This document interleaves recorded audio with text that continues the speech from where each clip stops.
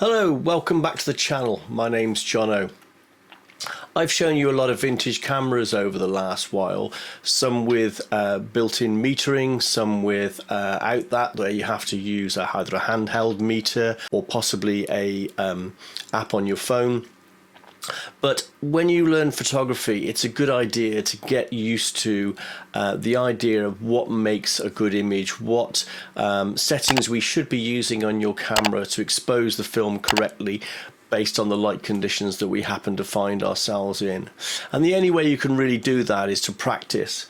A lot easier in digital because you can shoot as many images as you like, and so trial and error, is a really easy way of doing it. You can obviously make notes of what worked and what didn't, and repeat those settings when you want to sort of recreate the same images. With film, it's a lot more difficult. Obviously, you're based on the cost incentive of actually wasting film. We don't want to be wasting shots, and so we have to use other methods in order to do that. But it's still a case of practice. But one of the things that we can use is a simple rule called the Sunny 16 rule, which basically gives us a guide on, based on the light conditions, what settings we should be putting on your camera. So today's video, I'd like to talk about Sunny 16 and how it might better help you. So let's waste no more time. Let's take a look.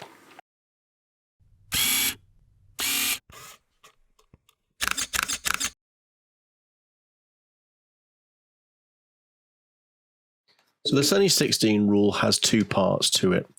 We've got the film and we've got the camera. Now, a point and shoot camera like this is no use to us in Sunny 16. This already does the work for you. You tell it the film speed, or the DX feature of the film tells it the film speed, and it automatically sets the shutter. All you have to do is possibly set focus, frame the shot and push the button.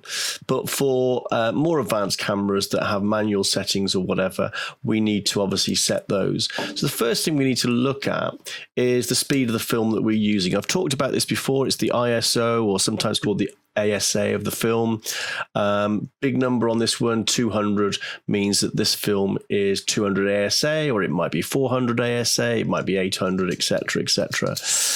We need to make a note of what film we're using, and we're going to set our shutter speed as close to this number as we possibly can.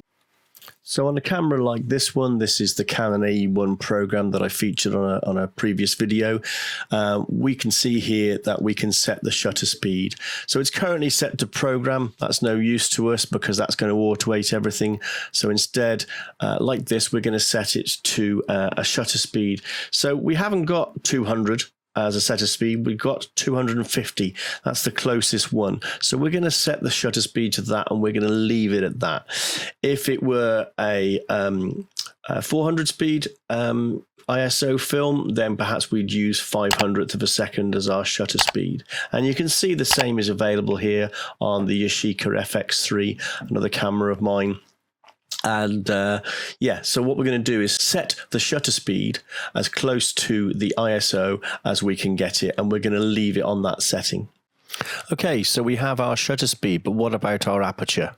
Well, this is where the Sunny 16 rule gets its name. Nice, bright, sunny day, we're going to set it to f16.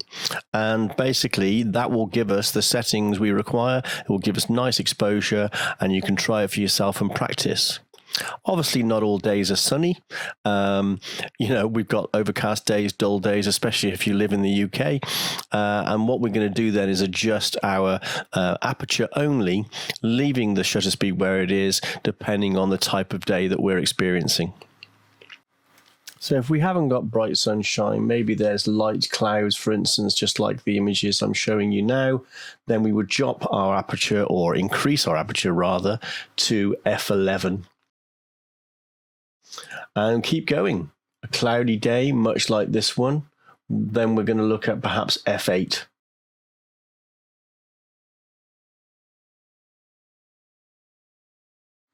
Overcast day, misty day, whatever, maybe f5.6. And then finally, if we're in perhaps early evening sunsets, etc., not for taking the sunset itself, but just those lighting conditions, perhaps f4, perhaps f2.8, etc. It's rare that we're ever going to have to go as a smaller aperture than f16, but perhaps if you were shooting in bright sunshine and on white sand or in snow, whatever, then perhaps f22. But here we are laying it all out. f16 nice and sunny, opening the aperture wider and wider as the light decreases. Obviously, this is no good for nighttime. This is purely daytime shooting we're talking about. And it's not going to be 100% accurate. Your idea of a sunny day or an overcast day might be different to mine. And it's going to take a little bit of judgment. But sticking to the sunny 16 rule, you're going to get some decent images. And it's a great way of starting to learn this process of reading light and adjusting your settings accordingly. Get your camera, get outside and have some fun. There you go. I hope that was of use to you. Obviously a simple rule, but hopefully will help you in your photography somewhat. I do really appreciate all the interaction with the channel recently. The subscriber count as I'm recording this is not quite 600, which just blows me away. Really do appreciate it. So thank you if you've liked, commented, shared, whatever, even just watched the videos. I really do appreciate it.